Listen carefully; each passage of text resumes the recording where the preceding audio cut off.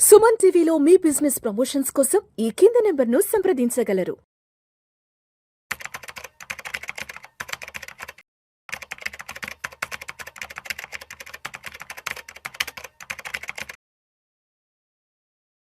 Sir Giribabu గారు నమస్తే sir. నమస్తే. Yes, welcome to Suman TV, welcome to Vishnu talks.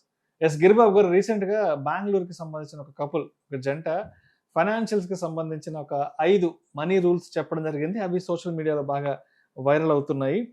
Fancy car లేదు, బ్రాండెడ్ బట్టలు లేవు. బెంగళూరు జంట చెప్పిన 5 మనీ రూల్స్ వైరల్. హంగులు కాదు, సౌకర్యానికే ప్రాధాన్యం. వస్తువుల కంటే ట్రావెల్ అనుభవాలకే ఖర్చు. హెల్త్ ఫిట్నెస్ పై ఖర్చు, పెట్టుబడిగానే భావన. ప్రతి ఏడాది పెట్టుబడులు పెంచే ప్లాన్. ఖర్చుల నిర్వహణలో భార్యాభర్తల భాగస్వామ్యం. సో అంటే ఈ బెంగళూరు జంట ఎవరైతే చెప్పారో ఈ 5 మనీ రూల్స్ అనేవి సోషల్ మీడియాలో బాగా బజ్ క్రియేట్ చేసి, వైరల్ క్రియేట్ చేసి, ఎస్, వాళ్ళు చెప్పిన ఈ మనీ రూల్స్ని మన జీవితానికి మనం ఎలా అన్వయించుకోవాలి, వీటిని ఎలా అర్థం చేసుకుని మనం కూడా ముందుకు సాగాలి అంటారు ఫైనాన్షియల్గా? నార్మల్గా మనము ఇంతకుముందు ఒక వీడియో చేసాం, ఒక 27 ఇయర్స్ టెక్కి ఎలా తన ఫైనాన్షియల్ లైఫ్ని డిజాస్టర్ చేసుకున్నాడు అనేది. సో ఇలా చేసుకోకుండా ఎలా ఉండాలని చెప్పడానికే ఇది ఒక మంచి ఉదాహరణ. ఇప్పుడు చాలామంది ఒక డీసెంట్ శాలరీ రాగానే, అంటే వైఫ్ అండ్ హస్బెండ్కి ఒక 3-4 lakhs టేక్ హోమ్ రాగానే ఇమీడియట్ ఫ్యాన్సీ కార్కి వెళ్ళిపోతారు. ఫ్యాన్సీ కార్ అంటే మినిమం తక్కువ 30-40 lakhs తక్కువ ఉండదు.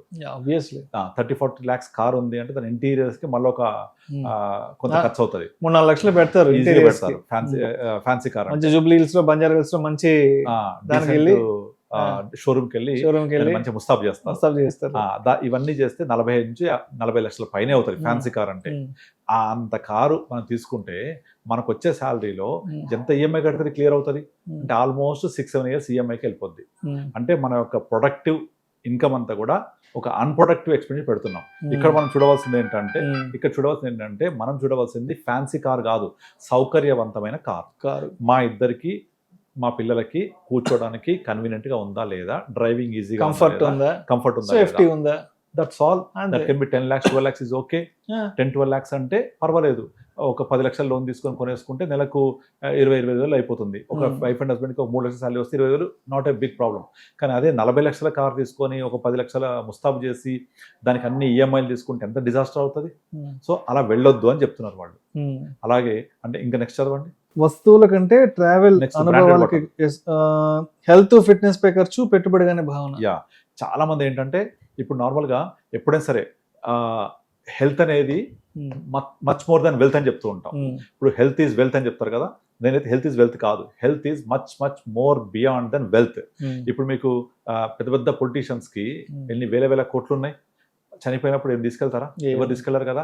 ఆ డిజాస్టర్ లైఫ్ మనం జయలలిత చూసాం కదా, ఎన్ని లక్షల ఎన్ని వేల చూసిన లైఫ్ కంటే ఎన్ని వేల చెప్పులు, చీరలు, బంగారము, ల్యాండ్స్ ఎక్కడ కూడా తెలియదు ఎవరికి. అవన్నీ అంత దారుణం కదా. పోయస్ గార్డెన్ లో వేదన. మరి ఆమె హెల్త్ ఏమైపోయింది, బాగా ఒబేస్ అయిపోయి ఎటువంటి తిరగలేక చేయలేక చాలా ఇబ్బంది పడుతూ చనిపోయింది కదా. అసలు కనీసం చివరి రోజుల్లో అసలు ఎవరికి చివరి చూపు కూడా దక్కలేదు ఆవిడ బెడ్ మీద ఉన్నప్పుడు. ఎగ్జాక్ట్లీ. అలా కాకుండా మనము మన యొక్క హెల్త్ మీద పెట్టేది ఖర్చు కాదు, పెట్టుబడి. To have a beautiful life అంటే మన ఒబేసిటీ దగ్గర నుంచి బీపీ, డయాబెటిక్ రాకుండా ఉండడానికి ప్రతిరోజు వ్యాయామం చేస్తూ యోగా, ఫిట్నెస్ మెయింటైన్ చేయడానికి మనం పెట్టేది ఖర్చు కాదు, అదంతా మనం పెట్టుబడిగా భావించాలి. Because our health is much more than wealth. మన హెల్త్ బాగా చూసుకుంటే వెల్త్ క్రియేట్ అయినట్టే, ఆ క్రియేట్ అయిన వెల్త్ని మనం ఎంజాయ్ చేసినట్టే. సో అట్లా హెల్త్ని ఎప్పుడు కూడా ఎక్స్పెన్సెస్ కింద రాసుకోవద్దు, ఒక ఇన్వెస్ట్మెంట్ కింద భావించుకోవాలి. అలాగే బ్రాండెడ్ బట్టలు అని కూడా చెప్పారు వాళ్ళు. బ్రాండెడ్ బట్టలు అంటే నార్మల్గా మనకు రకరకాల బ్రాండెడ్ షోరూమ్స్ ఉంటాయి కదా, వాటిలో హ్యాండ్ బ్యాగ్స్ దగ్గర నుంచి, వాచెస్ దగ్గర నుంచి, బట్టల దగ్గర నుంచి టూ మచ్ కాస్ట్లీ ఉంటాయి. బ్రాండ్ ఫ్రీక్ అంటారు కొంతమంది. టూ మచ్ కాస్ట్లీ ఉంటాయి. అంత కాస్ట్లీ పెట్టి కొనుక్కునే ముందు మీరు దానివల్ల పెట్టే అనవసరపు ఖర్చుల బదులు, అన్ప్రొడక్టివ్ ఎక్స్పెండిచర్ బదులు మనము కంఫర్ట్ డ్రెస్, కంఫర్ట్ బట్టలు, కంఫర్ట్గా ఉండే అన్నీ చేసుకుంటే సరిపోతుంది. లైక్ కంఫర్ట్ కార్ లాగా కంఫర్ట్ బట్టలు. సో మనం ఏం చేయాలి, ఎట్టి పరిస్థితుల్లో మన యొక్క ఇన్వెస్ట్మెంట్స్ కానీ, మన యొక్క డబ్బులు కానీ ప్రాపర్గా ఎంత ప్రొడక్షన్ ఇస్తుంది మనకు అలా చూసుకొని చేయాలి మనం. అండ్ అదేవిధంగా ప్రతి ఏడాది పెట్టుబడులు పెంచే ప్లాన్. పెట్టుబడులు ఎట్టి పరిస్థితుల్లో మన దగ్గర ఉన్న ఇన్వెస్ట్మెంట్స్, శాలరీ ఎంత వస్తుంది, లాస్ట్ ఇయర్ ఎంత సేవ్ చేసాము, కొంచెం స్టెప్అప్ చేసుకుంటూ వెళ్ళాలి. ఇప్పుడు లాస్ట్ ఇయర్ నేను కనుక నా శాలరీలో 15% చేస్తే అసలు పెరిగింది కదా, ఆ పెరిగిన దాన్ని స్టెప్అప్ చేసుకోవాలి. అలా పెంచుకుంటూ వెళ్తే మనం ఎప్పటికో రీచ్ అయ్యే గోల్స్ని చాలా తక్కువ టైంలో రీచ్ అయిపోతూ ఉంటాం. అట్లా ఎట్టి పరిస్థితుల్లో మన యొక్క గోల్స్ని దగ్గర చేసుకుంటూ ఉండాలి అంటే మన ఇన్వెస్ట్మెంట్ని పెంచుకుంటూ వెళ్ళాలి. ఎట్ ద సేమ్ టైం మనకున్న ఈ మనీ మొత్తాన్ని చాలామంది ఏం చేస్తారంటే ఇంట్లో చిన్న చిన్న కార్యక్రమాన్ని అన్ప్రొడక్టివ్ ఎక్స్పెండిచర్ ఖర్చు పెట్టేస్తుంటారు. ఫర్ ఎగ్జాంపుల్ ఇంట్లో పిల్లల కోసం పంచలు కట్టడం అని, ఓణీలు వేయడం అని, ఇలాంటివన్నీ కూడా చాలా డిఫరెంట్ ఖర్చులు పెడుతూ ఉంటారు. సో వీటిలో పెట్టొచ్చు ఖర్చులు, మనకు ఒక కంఫర్ట్ గ్యాదరింగ్, ఒక నార్మల్గా అందరికీ మంచిగా కంఫర్ట్ ఉండేలాగా బెటర్గా చేసుకుంటే అయిపోద్ది. కానీ దీన్ని ఒక స్టార్ హోటల్లో ఒక పెళ్లి కంటే ఘనంగా చేసి నేను డబ్బులు బాగున్నాయని చూపించుకొని చేయడం వల్ల అన్ప్రొడక్టివ్ ఎక్స్పెండిచర్ కదా. ఇండియాలో మేజర్ లోన్స్ కానీ మేజర్ ఎక్స్పెండిచర్ కానీ ఈ అన్ప్రొడక్టివ్ ఎక్స్పెండిచర్లోకి వెళ్ళి, అంటే ముఖ్యంగా పెళ్లి శుభకార్యాలు లాంటి వాటికి ఈ మధ్య ఈ ధోతి ఫంక్షన్లని, హాఫ్ శారీ ఫంక్షన్లు రిసార్ట్లకు వెళ్ళి వారం 5 రోజులు 15 రోజులు 5 రోజులు ఖర్చు పెడుతున్నారు. ఎంత అయిందయ్యా అంటే 50 లక్షలు అయింది, 70 లక్షలు అయిందని చెప్తున్నారు. వాళ్ళ ఎన్నో సంవత్సరాల సేవింగ్స్ తినేస్తుంది అది. జస్ట్ చిన్నపిల్లలు 10-12 సంవత్సరాలు 15 సంవత్సరాల పిల్లల పంచగట్టే ఫంక్షన్లు, తర్వాత ఒకరోజు చేసి తిని వెళ్ళిపోతారు. హాఫ్ శారీ ఫంక్షన్లు వారం 5 రోజులు 15 రోజులు రిసార్ట్లు బుక్ చేసుకుని ఎగ్జాక్ట్లీ ఖర్చు పెడుతున్నారు. సో అదెందుకు అంటే నేను చూపించుకోవడానికి, వాళ్ళు తినేసి హ్యాపీగా బాగుందని వెళ్ళిపోతారు. తర్వాత ఎన్ని సంవత్సరాలు మనము ఆ అప్పులు తీర్చడానికి, లేకపోతే మన సేవింగ్స్ ఎన్ని ఇరోడ్ అయిపోతాయి, అవి ఎన్ని సంవత్సరాలు ఇంపాక్ట్ అవుతుంది. అలా చేయొద్దు అని ఆ బెంగళూరు కపుల్ మనందరికీ చెప్తున్నారు. సో అట్లా మనం చేసే ప్రతి ఎక్స్పెండిచర్కి ఎంత మైలేజ్ ఇస్తుంది, ఎంత ప్రొడక్టివిటీ ఇస్తుంది, మనకు ఎంతవరకు ఖర్చు తట్టుకోగలము, మన సేవింగ్స్ని ఎంతవరకు ఇంపాక్ట్ చేస్తాయి, మనకు వచ్చే టోటల్ శాలరీలో ఎంత పోర్షన్ ఉంది. ఫర్ ఎగ్జాంపుల్ ఇప్పుడు ముఖేష్ అంబానీ వాళ్ళ కొడుకు పెళ్ళి ఒక 5-6 నెలలు చేశాడు, చూస్తుంటాం కదా. ఆయనకున్న మొత్తం సంపద అది 0.1% కూడా ఉండదు అంతే కదా. 0.1 అది ఆయన రేంజ్కి ఓకే. కానీ మనము దాన్ని ఇమిటేట్ చేసి మనం కూడా 6 నెలల పెళ్లి వారం రోజులు పెళ్లి చేసుకోవాలి, 5 రోజులు పెళ్లి చేస్తే మీకు ఉన్న ఆస్తితో కాదు మీ యొక్క పొదుపు కూడా అన్ని ఇరోడ్ అయిపోతూ ఉంటాయి. మళ్ళీ అవన్నీ నేర్చుకోవాలిసరికి పుణ్యం కల కాస్త గడిచిపోతుంది. కనుక ఎప్పుడు కూడా మనం ఇమిటేట్ చేయొద్దు. మనకు ఎంత ఉంది డబ్బులు, ఎంత ఆదాయం వస్తుంది, ఎంత ఖర్చు అవుతుంది, నేను ఎంత ఇన్వెస్ట్ చేయగలను లేదా స్పెండ్ చేయగలను అని చూసుకొని ప్లాన్ చేసుకుంటే మనకి ఏ ఇబ్బంది ఉండదు. కనుక ఈ బెంగళూరు కపుల్ అందరికీ వాళ్ళ యొక్క ఎక్స్పీరియన్స్ని పంచుతూ చాలా మంచి పోస్ట్ పెట్టారు. సో అట్లా మనకున్న ఎక్స్పెండిచర్ని బ్యాలెన్స్ చేసుకుంటూ, comfort is very important rather brand.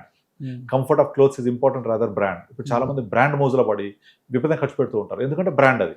And ఇంకోటి కూడా గిరిబాబు గారు, విపరీతమైన షో ఆఫ్ అయిపోయింది. అంటే ఫ్యామిలీస్లో వాళ్ళని వాళ్ళు ఎక్కువ చూపించుకోవడానికి, జాబ్ వచ్చిన 1 ఇయర్కో 2 ఇయర్స్కో మీరు చెప్పినట్టు ఎంత 25-30 లక్షలు పెట్టి కార్లు కొనుక్కోవడము, తర్వాత ఆ సెల్ ఫోన్ కూడా 1,00,000, 2 లక్షలు పెట్టి అబ్రాడ్ నుంచి యాపిల్ ఫోన్, యాపిల్ 16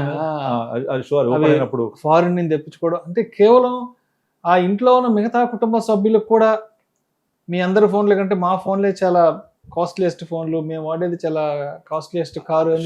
అది యాపిల్ రిలీజ్ అయిన మరుక్షణం కొనేసి పోస్ట్ పెట్టాలి, ఇన్స్టాలో పోస్ట్ పెట్టాలి, ఫేస్బుక్ లో పోస్ట్ పెట్టాలి, నేను కొనేసుకున్నాను చెప్పడానికి. ఆ యాపిల్ ఫోన్ కొనడానికి రిలీజ్ ముందు రాత్రి షోరూమ్ బయట రోడ్ల మీద పడుకునే వాళ్ళు, ప్లాట్ఫామ్ లో ఇన్ని విచిత్రాలు చూడలేదు. ఇవన్నీ మళ్ళీ ఎంతకాలం ఉంటుంది, దాని వయసు ఎంత? ఒక స్మార్ట్ ఫోన్, ఒక యాపిల్ వయసు నేల మీద పడితే పగిలిపోద్ది. అది 1 year 2 years, మళ్ళీ 2 years తర్వాత పాతగా కొత్త మోడల్ వస్తుంటే మళ్ళీ కొనాలి, ఈఎంఐతో వెళ్ళిపోతాము. అది ఎంత 1,30,000 ఉంటుంది. అది 1,30,000 అంటే ఒక 1 year 1.5 year అయిపోగా దాని వాల్యూ అయిపోద్ది, మళ్ళీ 1,30,000 కావాలి. దానివల్ల అది సాధించేది ఏంటి? సో ఇక్కడ చూడాల్సింది మీ ప్రెస్టేజ్ ఇష్యూ కాదు, కంఫర్ట్. మీకు 20,000-30,000లో కూడా అలాంటి ఫీచర్స్ తో ఫోన్ వచ్చేది ఉంటే okay, you can continue that. అంతేగాని మీరు ఎక్కువ ఆడంబరాలకి వెళ్ళి రిచ్ అని చూపించుకోవడానికి, మేము కూడా ఇప్పుడు రిచ్ అయ్యామని చూపించుకోవడానికి, రిచ్ చూపించడంలో మేము కూడా ఏం తక్కువ కాదు, రిచ్గా బ్రతకడంలో ఉండాలి. ఇప్పుడు మన బంధువుల్లో మేము కూడా ఏం తక్కువ కాదు, మేము కూడా చాలా రిచ్ అయిపోయాము, ఒకప్పుడు లాగా మేము లేవని చూపించుకోవడానికి ఈ ప్రయత్నాలని కూడా షో ఆఫ్. ఈ షో ఆఫ్ రిచ్నెస్ చూపించడంలో కాదు, బతకడంలో ఉండాలి. So think big, think rich, not on the show off. So అలా కనుక చేసుకుంటూ వెళ్తే డెఫినెట్లీ మనం ప్రాపర్గా ప్లాన్ చేసుకొని వాటికి అట్రాక్ట్ అవ్వకుండా ఉంటేనే మనం ప్రాపర్గా ఫ్యూచర్లో మన యొక్క ప్లానింగ్ తోటి హ్యాపీగా ఎల్లకాలం ఇదే ఎమోషన్ తోటి ఇదే టెంపోతో బతికేయచ్చు. లేదు అంటే వాళ్ళకుంది నాకు లేదు, వాళ్ళకుంది నేను స్పెండ్ చేయాలి అంటే మనము సైకలాజికల్గా ఎంత బర్డన్ ఫీల్ అవుతాం మనం. బికాస్ మన రెవెన్యూస్, మన ఇన్కమ్స్ అన్ని ఇరోడ్ అయిపోతూ ఉంటాయి.